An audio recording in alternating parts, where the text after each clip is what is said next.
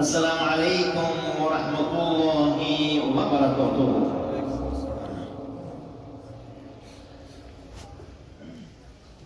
دلیل های زیاد گرفتن زنها نسبت جناب پیغمبر صلی الله علیه و سلم. برای چه رسول الله زن بسیار گرفتن؟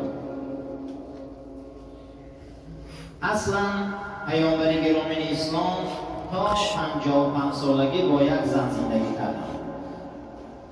امروز دنیا طعنه‌های زیاد میزنه که پیغمبر اومده تا زنگیری کرد و زنی زیاد گرفت. دختره که 6 ساله و یا 7 ساله و 9 ساله عایشه صدیقه را گرفت. این چه خیلی دینه و چه خیلی دینداریه و تا به امروز مقصد چکار میکنن؟ طعنه میزنن. اصلا گفتیم او حضرت سلیمان 1000 زن داشته، کسی یک چیزی نمیگه. حضرت داوود زیاده از 100 زن داشته، کسی چیزی نمیگه. حضرت یعقوب نبی 18 زن داشته، کسی چیزی نمیگه. بسیار زنی تا او زمان بود. رسول اکرم اومد و همون زنگیری و زنداری را به یک رقم رو آورد که 4 تا زیاد نگیره. دینی ما همیه. سبباش چی بود میگه؟ که رسول اکرم صلی الله علیه و سلم زن زیاد گرفتن. در اوج شکوه جوانمردیشان که 25 سال داشتن، راوی ها میگه زن رایخیدشان کلام گرفتن که یا 15 ساله بود یا 18 سال کلام بود، بعضی ها میگن 20 سال کلام بود. خدیجه مادر ما چند سال کلام بودن؟ قریب 20 سال. پیغمبر 55 ساله شدن با همین خدیجه زندگی کردن. تا 55 سالگی را زن نگرفتن. شما فکر کنید که خدیجه مادر اون وقت مردن شده 73 ساله بودن. از 55 سالگی بعد از اون راوی ها می نویسن معرفا، بعضی هم میگن 53 سالگی عایشه صدیقه را مقصد خواستگاری کردن. رسول اکرم صلی الله علیه و سلم تا سال 8 هجری که وقتی که فتح مکه شد، همین زنایی را که پسمانده گرفتن تا 9 تا تعداد میتین علما و معرفا، از همین 55 سالگی تا 61 سالگیشون چند سال گرفتن بیان؟ همه 6 ساله. همون زنهای بدیم که با فرزندای همون زنهاشون قریب چنین رسول الله بودن.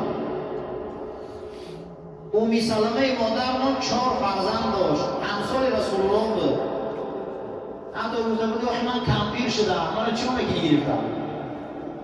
معرخ ها میبیارم.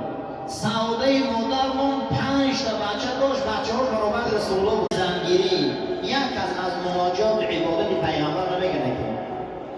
ای زنگیریش هم گفت بزنم برای که پیغمبر خزن گیریم، ما هم باید خزن گیریم. زنگیری سنت اینه که ای مناجات شنو از گفت نمیزنن. پیغمبر چند سال در غار حرا مناجات کردن. پیغمبر شبا چند قدر نماز میخواندن.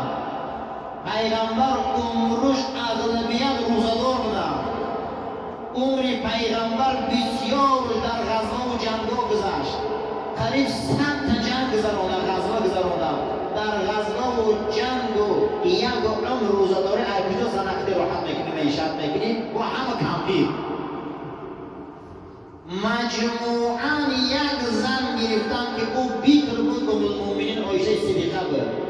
در طبقات ابن سعد میبیاره که از عبدالرحمن ابن سعد دخترش روایت میکنه که المؤمنین عایشه صدیقه گفتن که جناب پیغمبر به من خلوت کردن، من 6 ساله بودم که به من مقصد خواستگاری کردن.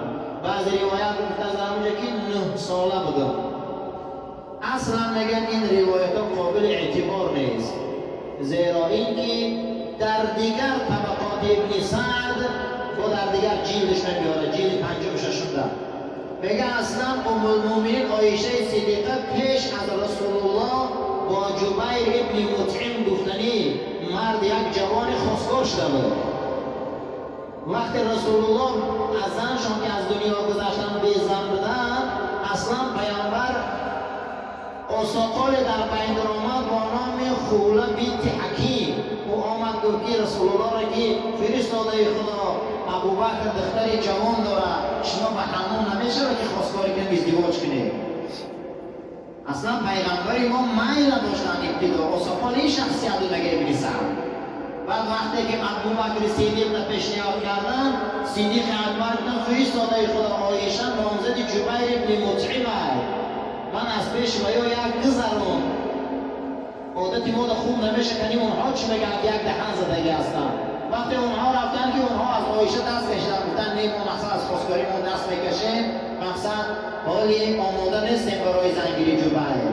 بعد دوباره حضرت ابوبکر صدیق آمدن گفتن که من آماده هم.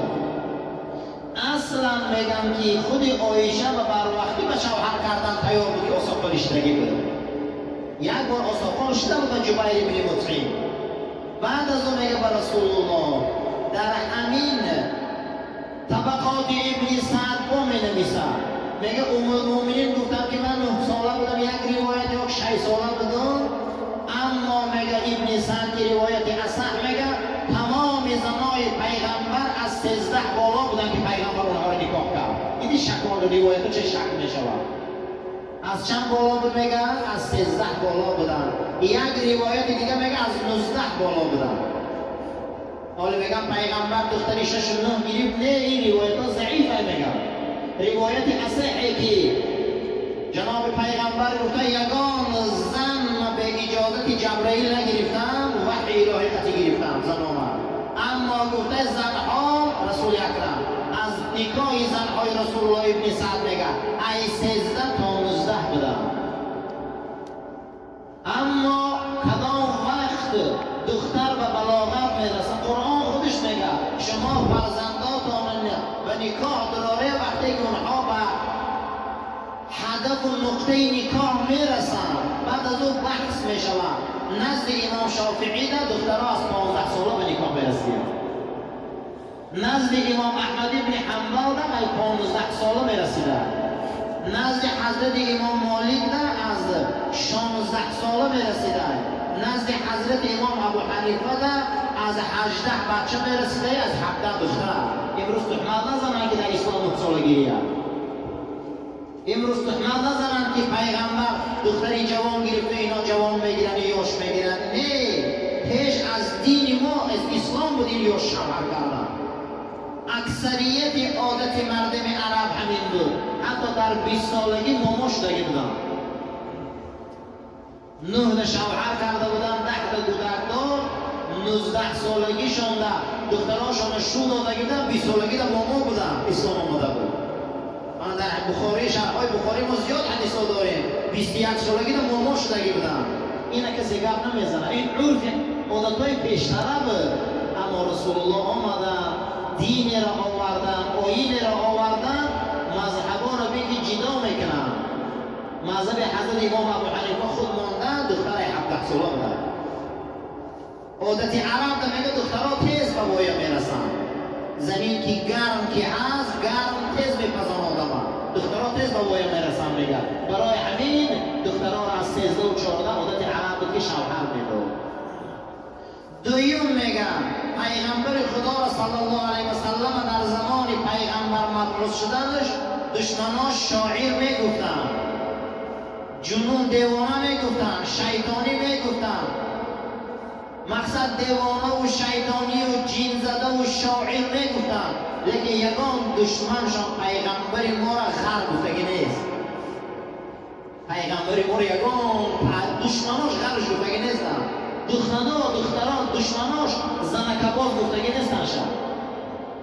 یعنی که همین کسال عمر کرده پیغمبر ما را غیر زنکباز گفتگی نیستن، لیکن دیوانش گفتن، جینیش گفتن، شیطانش گفتن، شیطانیش گفتن، مثلا شاعرش گفتن از کتابای پیشتر میخوانن مردم که آمده گپ بزنن، اینا گفتن، لیکن تهمت غر نزدن شد. اما ما امروز ملاهای غر داریم، ما امروز ایشانای غر داریم، مسلمانای غر داریم، لیکن پیغمبری ما غر نیست. برای تا 55 سالگی به یک زن زندگی کردن. این هم دلالت می شود.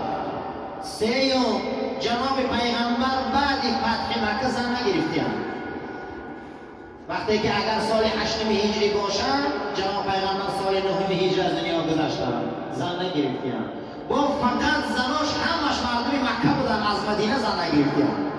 چی با مردم مکه یکم همش اسلام آوردن، دویم در راه اسلام بسیاری مرداش مردن، زنای او بیوزن موندن.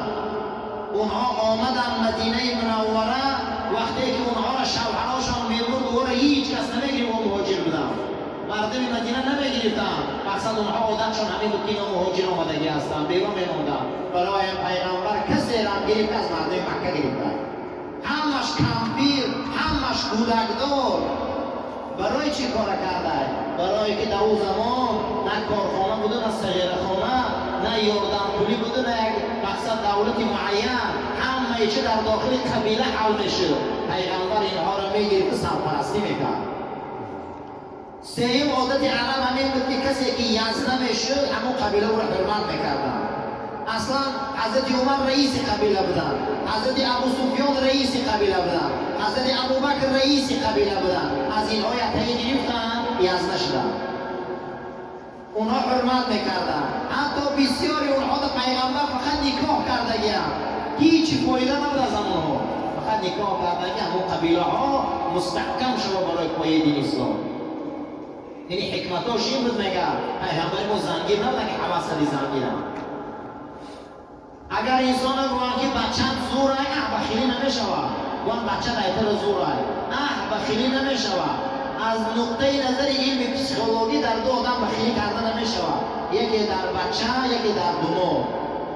اگر گوان دمو تا انسان خوب های همون انسان بخیل نمیشود. اگر گوان دادر دایتر زور های که دادرش بخیلی میکنه. این پسیکولوژی همین را میگه باور کنه، اکا دایتر زور های بابا اکاش بخیلی میکنه، لیکن گوان دمو دو زوره دموش بخیلی نمیکنه.